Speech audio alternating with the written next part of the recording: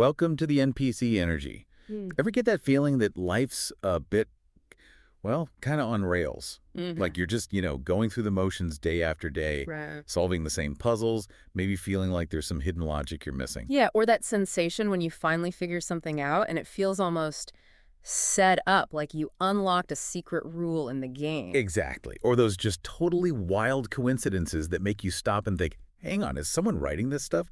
It's enough to make you wonder, is this whole universe just one giant, unbelievably complicated cosmic escape room? And for this simulated journey here on the NPC Energy, that's precisely the question we're digging into. We're going to explore if these game-like feelings, these patterns might actually point to something, well, more than just randomness. So stick with us as we ask that big question. Is the universe basically a huge escape room? We'll break down how real escape rooms work as our foundation. Then we'll dive into some pretty mind-bending philosophy. Oh, yeah. And we'll share some anonymous source reports, stories from people who think they might have glimpsed a glitch, maybe even found a clue, a potential exit key to whatever this cosmic puzzle is. Okay, let's ground this first. When we use this analogy of the universe as an escape room, what are we actually talking about? What are the key parts of a physical escape room that make this comparison work? Right, the core components. First off, the puzzles. It's the heart of it, really. Definitely. You've got logic problems, pattern recognition, riddles, maybe deciphering codes, finding hidden objects, sometimes even physical tasks you have to do. And they really make you use different skills, don't they? Observation, deduction. Lateral thinking sometimes. Yeah. You got to come at it sideways. Exactly. Yeah. It's not just one type of intelligence. It mirrors life, really. You need a mix of skills to navigate challenges. You have to be adaptable. Then there's the narrative, the theme. It's not just random puzzles floating in space. There's a story. Right. Context. Yeah. You're escaping a pirate ship, or you're a spy solving a mystery, or maybe you're in some futuristic lab. Yeah. And the puzzles, they're woven into that story.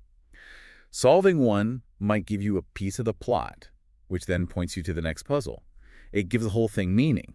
That narrative element is key for immersion, isn't it? It gives you the why. Why am I solving this weird riddle? Because it fits the story. Like how our own lives have narratives that give events meaning. And you can't forget the time limit. Usually it's, 60 minutes? Yeah, typically. Yeah. Creates that urgency. Oh, yeah. Total pressure cooker. Gets the adrenaline going, makes it exciting, forces you to work together, think fast. Kind of like those high-stakes moments life throws at you sometimes. Some rooms vary, sure. But that hour mark seems like the sweet spot. That time pressure definitely focuses the mind. It's like real-world deadlines, Right. You have to prioritize, work efficiently. Then there's the whole process of finding hidden clues and the sense of progression. You're constantly searching, looking, observing, hoping to spot that thing that unlocks the next step. Right. Is it linear? One clue leads directly to the next. Sometimes. Great. Or sometimes it's nonlinear. You can work on a few different puzzle threads at once. But a well-designed room, it kind of guides you. Even if it's subtle, you feel like you're getting somewhere. That feeling of discovery, making progress, that's vital. Otherwise, you just get frustrated. Each solved puzzle opens up more possibilities. Like overcoming challenges in life opens new doors, hopefully. And finally, there's usually the game master. That voice from beyond, or maybe someone watching on camera. The overseer. Yeah, the overseer. Yeah. Ready to nudge you with a hint if your team is completely, utterly stuck. They manage the flow, make sure you don't actually break the props or get trapped forever. And those hints, they're part of the design, right? They expect you might need one. It's like an external support system.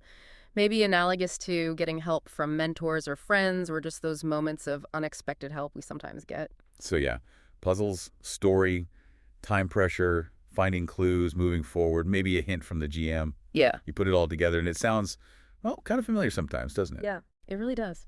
Which brings us to our anonymous sources. What's this first one? File #ER774. My barista is broken. Sounds intriguing. Okay, get this. This person writes in about their daily routine. 8 months straight.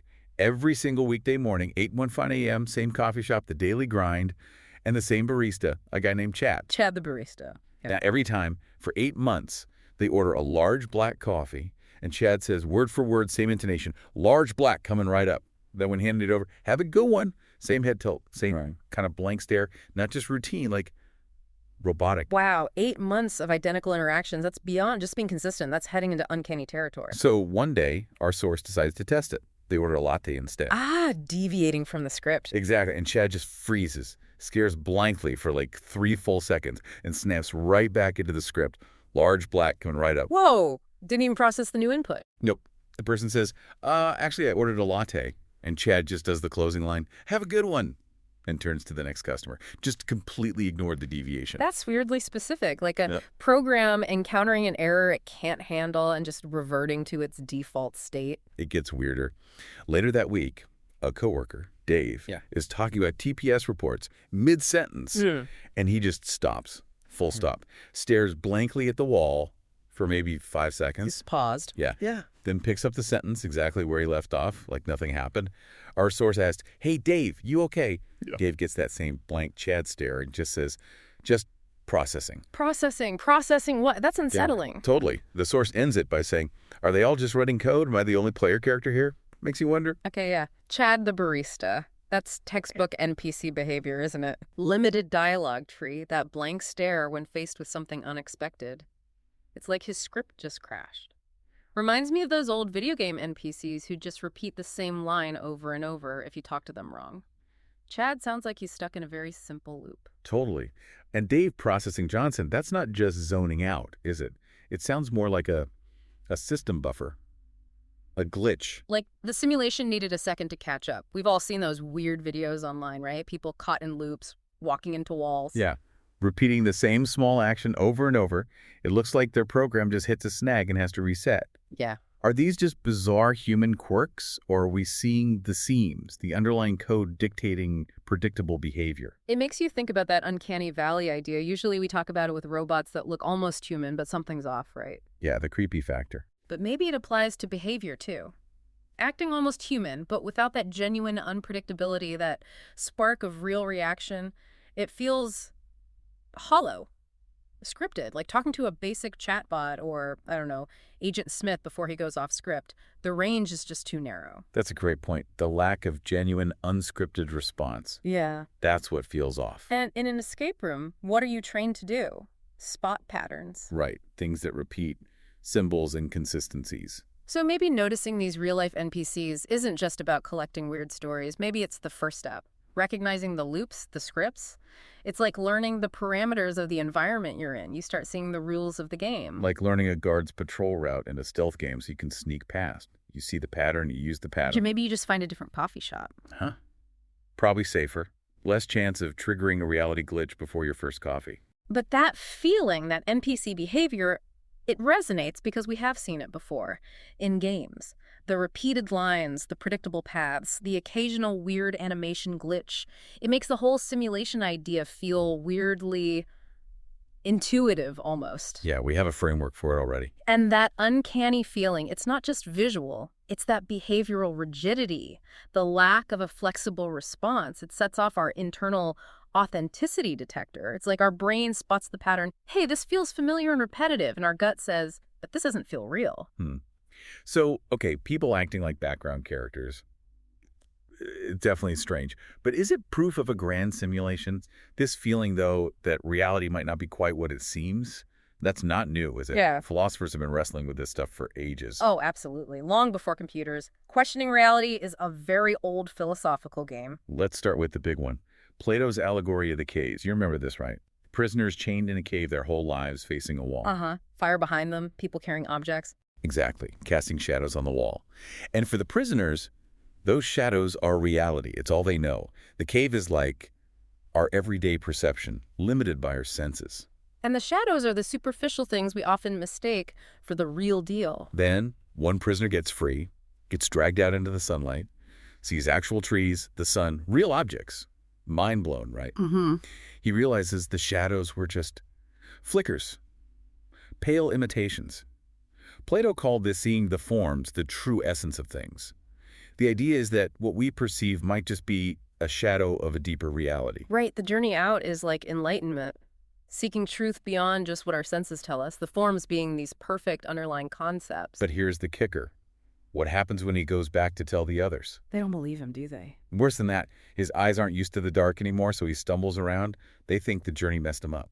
They think he's crazy. Plato even suggests they might get violent if someone tried to free them because they prefer the comfortable illusion of the shadows. Which is such a powerful point about human nature. We often resist things that challenge our worldview, even if that worldview is limited or flawed.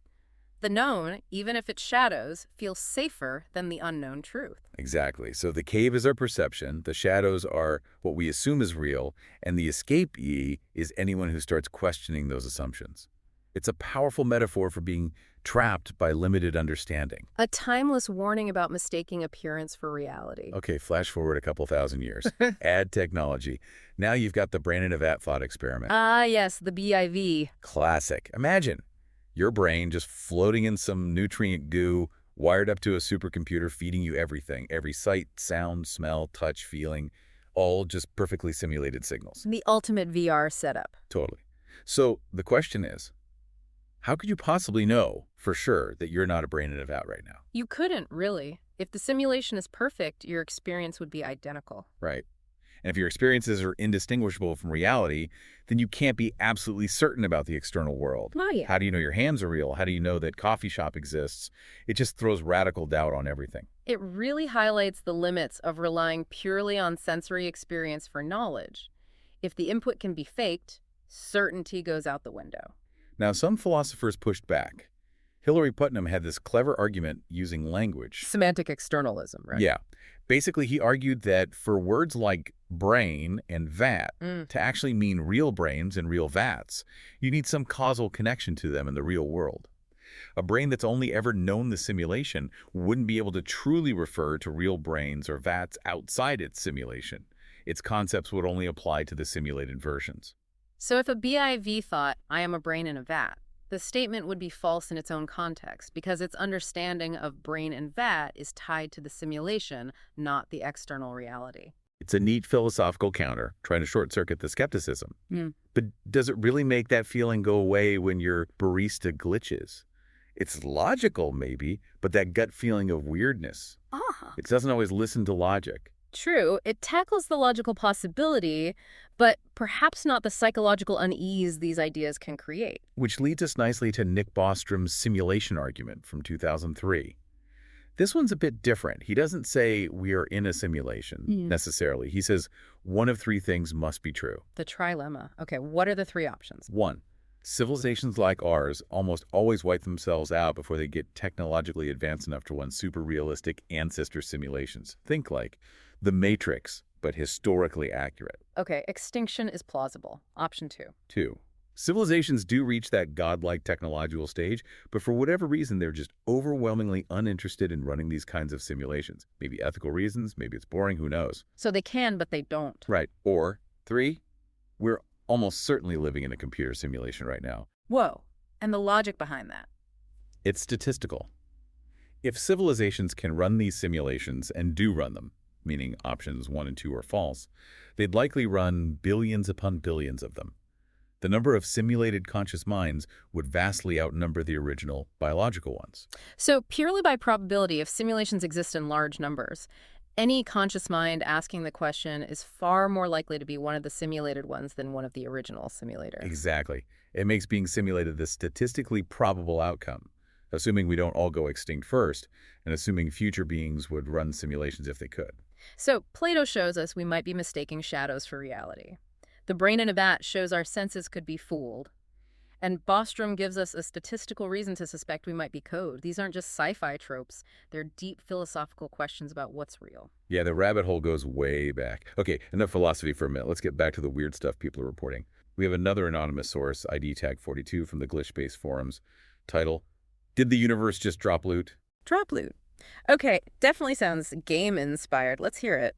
All right, this person starts by talking about losing their absolute favorite guitar pick, searched high and low for 3 days, tore the place apart, nothing. We've all been there. The frustration is real. Totally. So Yeah. they give up, go for a walk to clear their head, end up at a park they've literally never been to before. Sit down on a completely random, unused bench, look down, and there it is. Their exact, specific, unique guitar pick. Okay, that's highly improbable. In a random park. On a bench. Yeah, they said it felt like the game engine just glitched and respawned the item in a totally weird location. I can see why they'd feel that. That defies easy explanation. But wait, there's more. Same week, they're super stressed about a job interview. Needed very specific industry knowledge they just didn't have. Okay, high stakes. On a total whim, they wander into a dusty old used bookstore they hardly ever go into, walks straight to a random shelf, pulls out a random book, opens it, and boom, the exact information they needed, right there on the page it opened to. That's suspiciously convenient, like unbelievably so. They said it felt placed, like a glowing quest item in a video game just waiting for them. Okay, the pick is weird, but maybe explainable somehow. This book thing, that feels different. Leaving the bookstore, still reeling from the book thing, they literally bump into an old college friend they haven't seen in years. Let me guess. Yep. Friend happens to work at the exact company they're interviewing with. Gives them all the inside scoop, tips, who to talk to. Wow, okay, that's a trifecta of extreme coincidence or something else. Exactly. The source says it felt too perfect. The lost item reappearing, the crucial info materializing, the key contact showing up out of the blue. It felt less like random chance and more like the universe was suddenly actively helping them, dropping clues, putting up signposts, like following glowing waypoints in a game. They ask, is this just synchronicity on overdrive, or am I finally noticing the quest markers? That series of events. It's easy to see why they'd feel guided. The convergence is pretty remarkable. Okay, let's unpack this. The guitar pick reappearing. That feels like a classic glitch story, doesn't it? Yeah, like the missing sock phenomenon, but more specific. Right. Keys, phones, remote controls. Objects vanish from where they should be, then reappear somewhere totally illogical later. It's almost like reality's object permanence code have a bug. Or like items get de-rendered when you're not looking at them. Yeah. And sometimes the system puts them back in the wrong place when they reload, like a visual glitch in a game. Could be. It's a common enough type of report, these disappearing, reappearing objects, often dismissed as just misplacing things, but sometimes the stories are really hard to explain away easily. But the book and the friend encounter, that feels less like a random glitch and more intentional. More like the escape room mechanics we talked about. Yeah, I agree. Not just a system error, but potentially a clue. Or a helpful NPC interaction designed to help the player overcome an obstacle. It's like the game master, seeing you're stuck on a puzzle and subtly shining a light on the clue you missed. Or like in an RPG, you accept a quest, and suddenly the exact person you need to talk to walks right up to you. It has that feeling of being deliberately guided, doesn't it? Which brings up Carl Jung's idea of synchronicity. Meaningful coincidences, yeah. Events connected by meaning, not necessarily by cause and effect. Not exactly. But the question is, where does that meaning come from? Is it just our pattern-seeking brains imposing meaning onto random events after the fact? Or is there some underlying principle, some orchestrating force creating these meaningful moments? Are synchronicities the universe's hint system? Like finding the rare herb you need for a quest growing right outside the quest giver's hut. Feels way too convenient to be random chance sometimes. Is it just lazy game design, or is it a deliberate nudge from the cosmic game master? It makes you wonder if these moments are features, not bugs. Carefully timed interventions to keep the player moving forward. So maybe we need to differentiate. The pick reappearing. Maybe that's just a glitch in the matrix, a rendering error. Annoying, weird, but maybe random. Plausible. But the perfectly timed book and the sudden appearance of the helpful friend, those feel different, more like clues, more like part of the designed experience. Maybe these aren't errors in the escape room. Maybe recognizing them as the escape room. Learning to read the signs, pay attention when things feel too perfect. Developing that sensitivity to potentially meaningful patterns versus just random noise. That could be the key skill if this analogy holds any water. Okay, let's move to our final anonymous report. This one sounds darker. Case #PZL909. Adapted from a journal entry. Echoes of those awoken by a lamp type stories. Yeah, this one feels different. Less about external events, more about internal perception unraveling. It starts small. The kitchen faucet. The faucet. Yeah. She writes, used it for 15 years. One morning, the handle just felt wrong. Not broken, just subtly different. The curve, the way it resisted. Her husband insisted it was exactly the same. But she knew. That subjective feeling, that deep sense of wrongness, even when others don't see it. That's interesting. The anomaly starts within her own perception. And that tiny crack, that feeling about the faucet handle, it just opened the floodgates. Yeah. Suddenly, she started seeing inconsistencies everywhere. Like what? The neighbor's cat, usually a tabby, looked solid black one afternoon. Then it was tabby again the next day. Nobody else seemed to notice the change. Whoa. Okay. That's more objective, potentially. A cat changing color. The texture pattern on the living room wall seemed to repeat. like a bad texture map in a game. Her reflection in the mirror sometimes seemed to lag, just a fraction of a second behind. Tiny, unsettling sensory glitches, things just feeling off. This escalation from one small feeling to noticing multiple potential inconsistencies, it suggests her whole perceptual filter might have shifted once you start looking for You anomalies. find them, yeah. She started actively testing reality, counting the steps to the mailbox every day, usually 47. One day it was 46, the next, 47 again. Seriously, Oh. counting steps. Yeah, and studying the specific cracks in the sidewalk outside her house. She swears they change slightly overnight sometimes, tiny details most people would never even register. It felt like she was probing the edges, looking for the seams in the wallpaper of reality. That's a significant shift. From passive observer to active investigator of reality's stability, that takes real conviction. Or desperation. She describes it like finding a loose thread. Once you see it, you can't not see it. You start pulling, wondering if the whole tapestry is just going to unravel. The faucet wasn't just a faucet anymore. It was like the hidden switch in the escape room. It made her question everything, the house, her family, her own sanity. It felt like she'd accidentally opened the developer console and was seeing the raw code underneath, Yeah. and now she can't unsee it. Chilling. That's the essence of those awoken by a lamb stories, isn't it? Not some huge dramatic event, but one tiny detail that's just fundamentally wrong.